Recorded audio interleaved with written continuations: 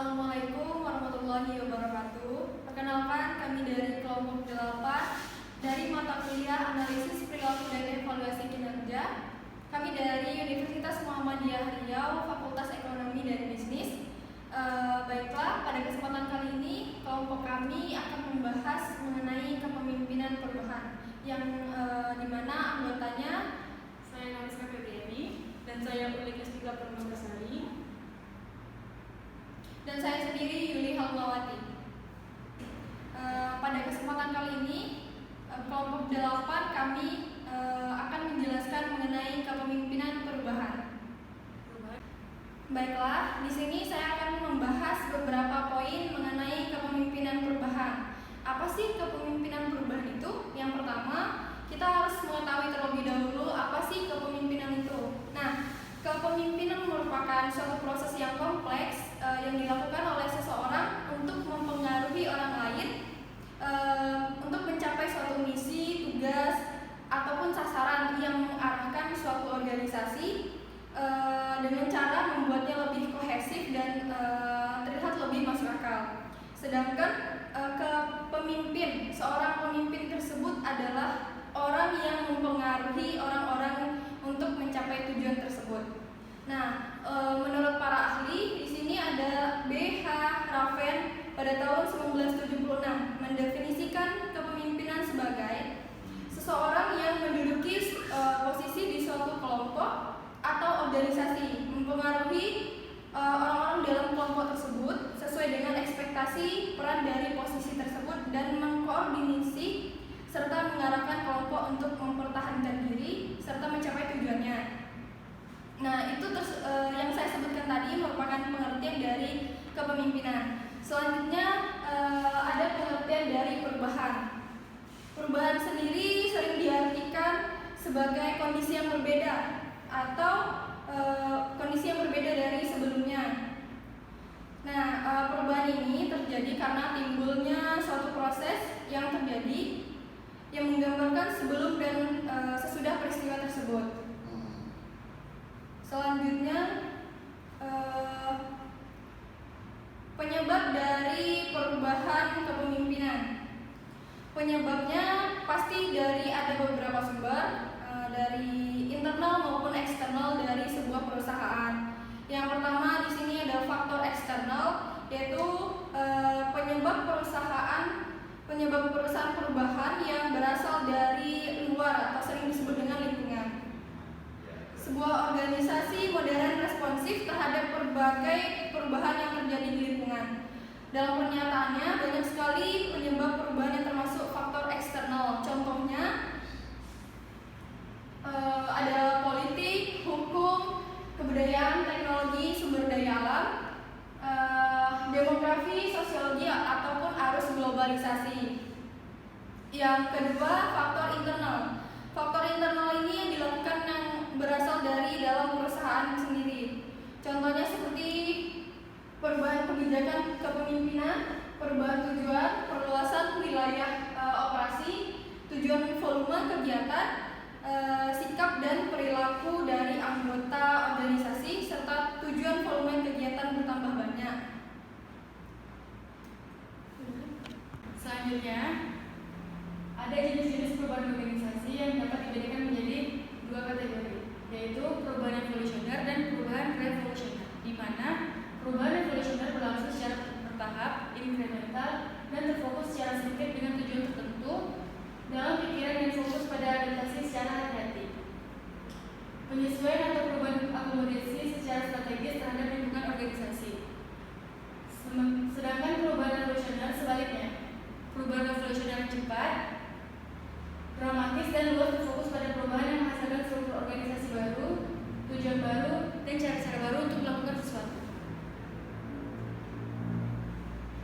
Contoh perubahan revolusioner yang pertama yaitu teori sistem sosioteknis. Teori sistem sosioteknis meliputi 1. Perubahan dalam cara teknis melakukan bisnis seperti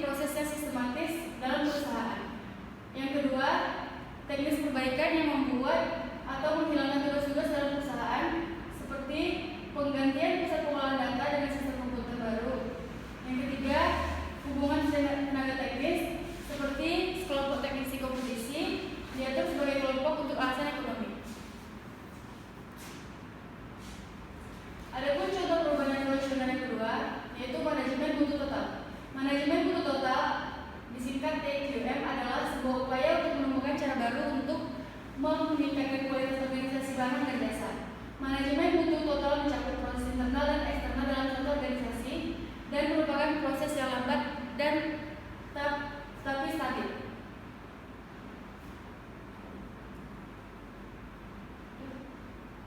Baiklah, materi selanjutnya yaitu mengenai contoh perubahan revolusioner. Yang pertama yaitu rekayasa ulang. Yang kedua yaitu restrukturisasi, dan yang ketiga yaitu kemampuan teknologi dan inovatif. Untuk rekayasa ulang yaitu rekayasa ulang melibatkan pemikiran ulang secara fundamental dan desain ulang secara radikal atas proses bisnis untuk mencapai perbaikan dramatis dan ukuran kinerja kontemporer kritis, biasanya biaya, kualitas pelayanan dan kecepatan. Dan untuk restrukturisasi adalah mengubah organisasi untuk menyesuaikan ke situasi tertentu tanpa proses rekayasa ulang secara dramatis. Kemajuan teknologi dan inovatif,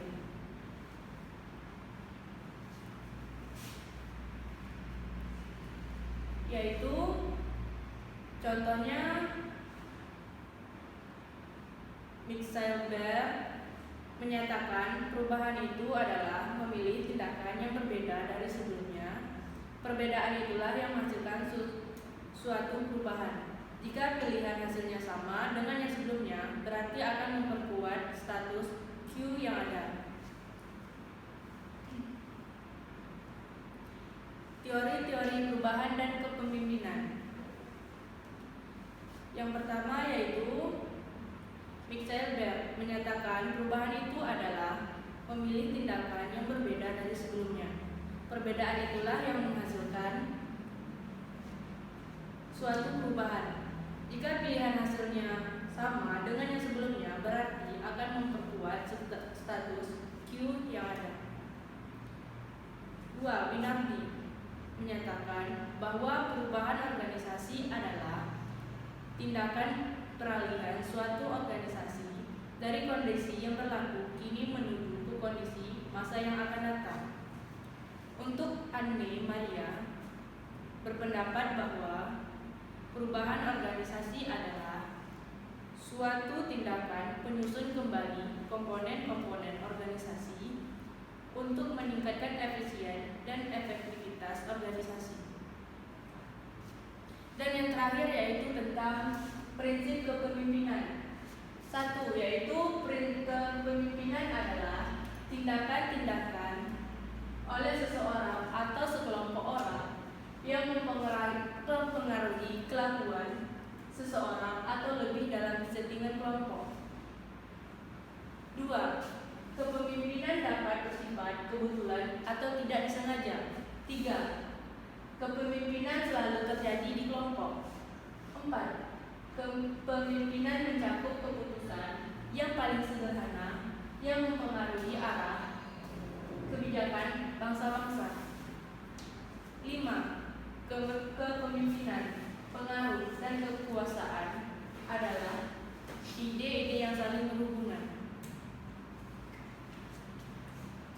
Baiklah, inilah hasil presentasi kami. Jika ada kesalahan, mohon dimaafkan. Wassalamualaikum